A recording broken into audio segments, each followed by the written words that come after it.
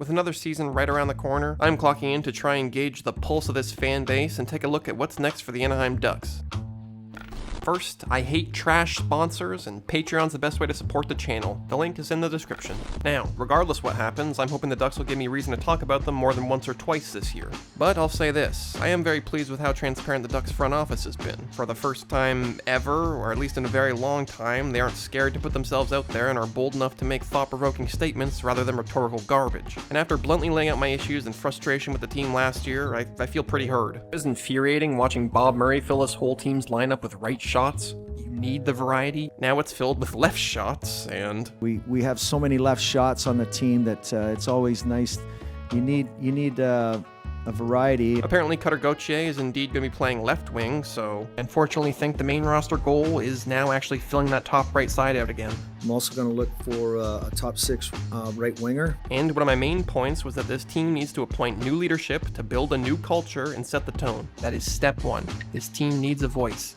A voice, a single voice is needed for this group. And Verbeek has chosen Radko Gudas as the next captain. I'll get into that in a few minutes. For now, how about those jerseys? Please, bring back some form of the Jade and Eggplant Duck Mask jerseys for good. With the color of the place we call home.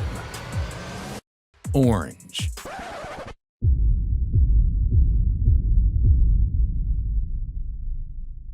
Now, I'm very happy to have some semblance of the old logo back, but I can't lie, I despise the orange. I wanted the Jade and Eggplant back almost as much as the old logo, and I mean the majority of fans and non-fans were begging for the Jade and Eggplant, and instead we're given more orange than ever. But it's undeniably an improvement, so count it as a win. Now, what's next for this team? Well, thankfully, the rebuild is over, and the build has begun. So the foundation in your mind is set. Yeah. And now it's adding and augmenting it. And though I expect bumps in the road, this is finally the year for genuine team improvement. Now, while as Scott Niedermayer says, there's just no way around it. There's no shortcut to get what we're hoping to get. At the same time, eventually something has to give. Rebuilds can be a slippery slope. You do not want to end up like the Buffalo Sabres. Last season was the first one that wasn't torturous from a fan perspective in the past 6 years. And in fact, despite the end result, it was pretty fun. Imagine, if you will, a season that featured a 1-13 streak and a separate 1-12 streak in the same season, being the most entertaining season in years. That's where we are. But it wasn't fun because of any new systems implemented. It was simply that new skilled young players were in the lineup, and fans finally have genuine hope for the future. Those things took this team from unwatchable garbage to watchable yet dysfunctional garbage. But now, apparently Pat Verbeek wants to be in the playoff race next season. You know, I don't want to be cellar anymore. You know what I'm saying? I want them to start taking a step and building towards being in a playoff race for next season. For me, would I like to see the Ducks in the playoffs? Of course. But on the more realistic side, I just want all the ancient rust finally rinsed off this franchise game to game. Randy Carlyle's influence has not yet left this team, and it's been keeping the Ducks stuck in the early 2000s rather than moving on like most other teams have. It starts with demanding winning habits that the team has not displayed. Simply drafting well won't bring this team out of the gutter. Physicality, pace, possession, passing, and patience under pressure are king in this league, and most of those are Anaheim's worst qualities. Throws it wide on the short side.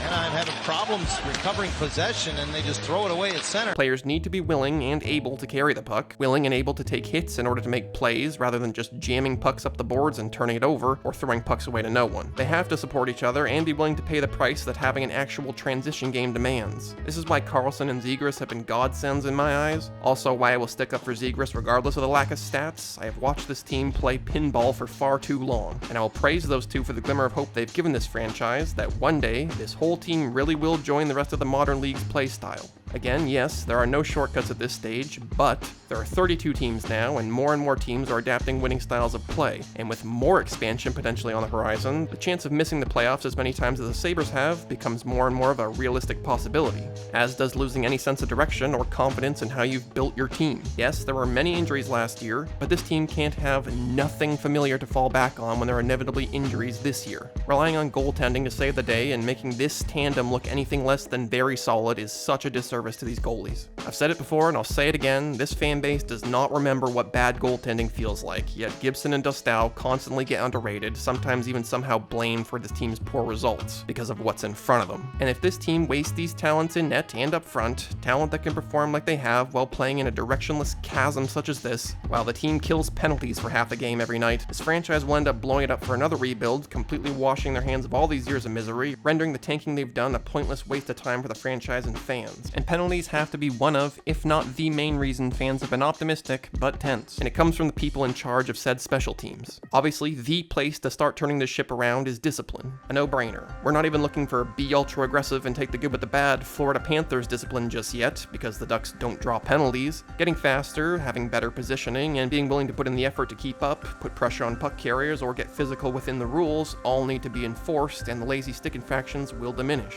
This team was shut out 10 times last year, trailing only the Blackhawks, who were shut out 13 times. The big reason for that is they were almost never on the power play and almost always killing penalties. Take a look at their net penalty stats, penalties drawn minus penalties taken. The Ducks have had the league worst net penalty ratio every single season since 2017-18 other than 2. In 21-22 they were 16th, and in 22-23 they were 31st. Last year they got it back on track for league worst, more than doubling the second worst Sharks into the negative. Pretty bad, right? Well, this is where it gets really shocking and puts just how undisciplined this team has been into perspective over the long term. Here's the whole league's net penalty stats over the past 10 years. We've got Chicago drawing 240 more than they've taken, Colorado 185, Calgary 116, in total 23 teams drawing more than they've taken. Then things start going downhill. You've got your Rangers, Devils, Capitals, Oilers, Blue Jackets, all in the negative, but then we've got 3 teams putting up negative 100s on their net penalties. Boston with negative 133, Montreal with negative 170, and Arizona with negative 179. Less than ideal to say the least, but where are the Ducks, you ask? That's right, negative 461. Absolutely brutal. They've been in the top 10 in penalty minutes for 10 straight seasons. And these are not all fighting minutes. This is a league high 2,908 minor penalties over the past 10 years, along with a league high 303 major penalties. At this point, it needs to be hammered in. This franchise cannot put themselves into situations where they're one of the most penalized teams in the league yet again. I say franchise because it doesn't stop at the pointless stick infractions from players who are in the heat of the game. They've had a league high 38 bench minors over the last 3 years, tied with Arizona. Good company. And that number could very well be on the way up, as they took a league high 16 last year, which is the most bench minors taken in the history of this franchise. Which means they literally, not figuratively, but literally beat themselves for over half a game's worth of playing time. However, the main reason this area is such a point of contention for fans doesn't even come from the poor stats and results, or the complete lack of regard for discipline itself. It's that when penalties are taken, the special teams have nothing consistent to go on. For the love of God, fans are not asking to reinvent the wheel, but I, and I'm sure many others, watch other teams play quite a bit. How hard is it for the special team staff to watch successful power plays and copy what they do? Simply having their best offensive weapons cycle, provide multiple options, create 2-on-1s, and then tee off quality chances from the area that is inevitably left open is infuriating, because it's solid strategy. This team finally has players who are able to make plays in close quarters, under pressure, and bury pucks. Yet the strategy has never changed. Whoever calls these shots behind the bench refuses to adapt or even experiment. They basically just have an extra guy on the ice and occasionally maintain some pressure in the offensive zone like it's a normal shift. There's no ifs, ands, or buts about it. This team has looked consistently confused on the power play for far too long. While others prioritize movement on the power play to force the defense out of position, these guys have the Ducks stand still and pass it around the outside without purpose. And what are the results? That's how you end up with an average of 16.6% over the last 5 years, which ranks 31st in the league. Again, this team has the personnel to do it themselves now, but how about you help them practice, make some damn adjustments, or provide any consistent plan instead of leaving it all to the players' discretion. Thank God they've made changes to the power play staff for this season. Enjoy, Kings fans. Hopefully these changes can lead to Troy Terry getting some of his confidence back. For the most part, to get those numbers back up, he just has to simplify things. But one particular area of improvement would be crucial. The Ducks need to, again, catch up with the rest of the league and have instant bombs from both sides of the power play as options. And saying the rest of the league is barely an exaggeration. There are maybe 4 or 5 teams that don't have a ridiculously good right shot coming from the left or at the top of their power play units. If the shot is simply an option, you'll get guys flamingoing, and that makes for easy finishes elsewhere. So, Terry has to develop a one-time shot. He just has to. Or that left side is rarely going to be more than a decoy, and other teams know it. Ducks only have 3 other players who shoot right currently on the roster, and Strome, Leeson, or Gudis are not the answer for the power play. So let's hope the coaching staff, and Beckett Seneca for that matter, have taken note that not having an option for quick shots from the left is a crippling weakness for this team. They need movement to set up the shots and bombs to finish the plays, and while others also prioritize movement on the penalty kill to force the offense to make choices under pressure, these guys have the Ducks stand still and try and get sticks in lanes, while the offense has time to set up whatever they want and rain down bomb after bomb onto these poor netminders. They tried a few different systems for penalty killing, but resorted back to passive, hope for the best, stand still diamond formations for the majority of penalty kills,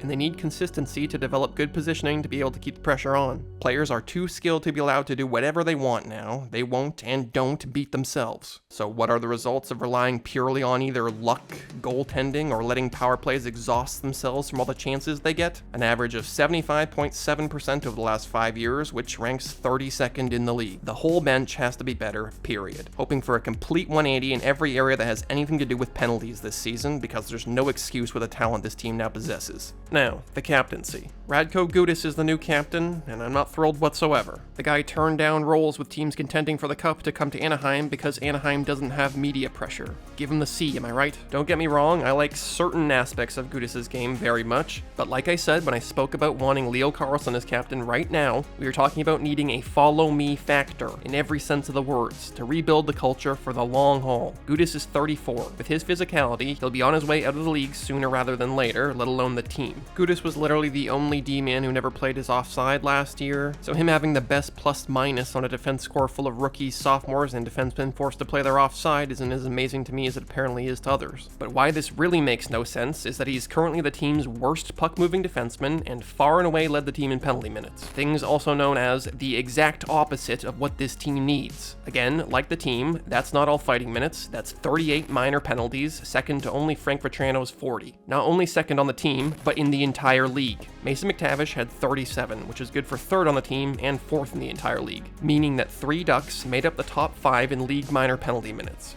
Brutal. That's the example they've pointed out as leadership, so we have no reason to expect anything but the exact same as last year in that department. If the C doesn't end up on Leo Carlsson's jerseys in the near future, that is an absolute disservice to this franchise and its fans. I reiterate, that is a guy who led by example in every sense of his game as a rookie. This is the team's best offensive and defensive forward, and he showed that as a rookie. If you're just looking at stats, I encourage you to go back and watch last year's games. The kid was a monster, and the amount of chances he created was absurd. When Carlsson is on the ice, you know who's going to lead the rush and lead the back check. And this sounds obvious for any NHL player, but it's not. Like Terry and Zegras, but even more so, Carlsson wants the puck on his stick badly. He's fearless, and he's not out there to just get by, he wants to dominate. That demeanor will translate to the playoffs so well when the time comes. The "he's too young to be captain" argument is ridiculous. Have you ever heard of Sidney Crosby? Even at 19 being such a young captain, the youngest at the time ever, he just epitomized exactly what the Penguins were all about, moving forward both on and off the ice. Do you know who Gabriel Landeskog is? Well, he was also the youngest captain in league history when he was appointed. If you're not aware, he was a 2nd overall pick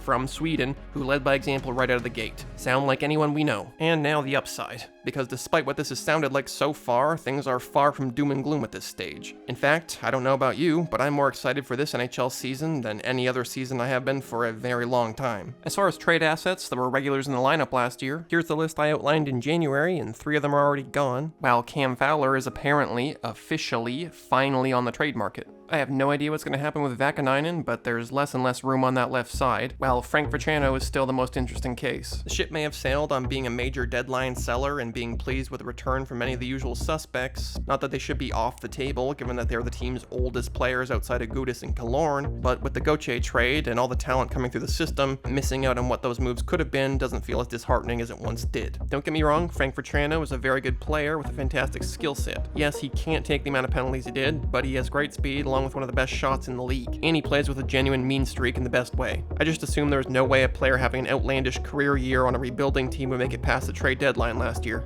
And in his defense, some of the penalties he took were absolute garbage calls. Slash, Toronto gets a rough on the play. I'm still looking for the roughing minor.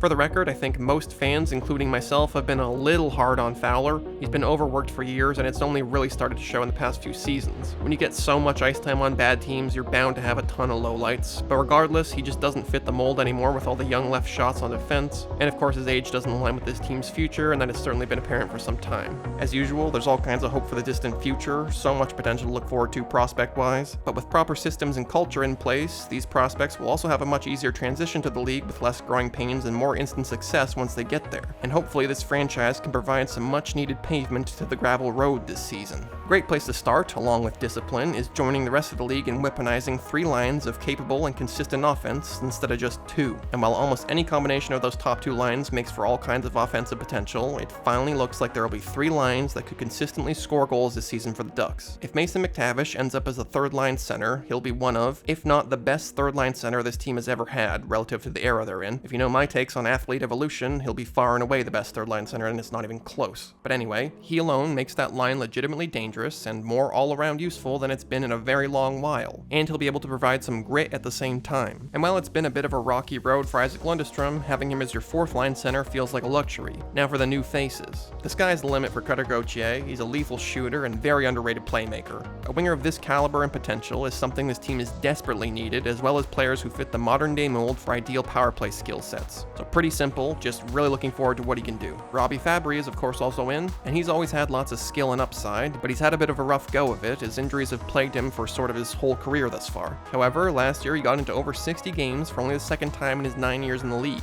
while tying his career high in goals with 18, which he had in his rookie season, along with his 2nd highest point total, the highest also coming in his rookie season. So he very well may be turning a page. Hopefully he's able to stay healthy and keep trending upward to play a role in making this 3rd line dangerous. In recent years, usually the Ducks' 3rd line is just sort of an island of misfit toys, so it's very nice to see them leaning into it and making it a legitimate threat. If Strome and Fabry can put up any semblance of the numbers they put up last year along with McTavish in the middle, this line is laughing. And finally, Brian Dumoulin is a Duck now. He's been an underrated defenseman forever. Sure, he's not getting any younger, but with Minchikov and Zellweger, he'll most likely be a 3rd pairing guy unless he can play the right better than any of the other left shots. And he'll be able to concentrate solely on what he does best, being a very consistent, capable defender who is able to make quick decisions by utilizing his position and puck movement. And since we saw very little of Olen Zellweger, he'll be sort of a newer face as well. And like Gauthier, his potential is off the charts. He embodies a lot of what modern defense has become, and his skill set reminds me a lot of Quinn Hughes, the main factor being that he has the ability to make good, confident plays from all angles. All 360 degrees around him are options at almost all times, meaning that he doesn't have to completely square his shoulders or get into a specific position of leverage to make good passes or get pucks through to the net.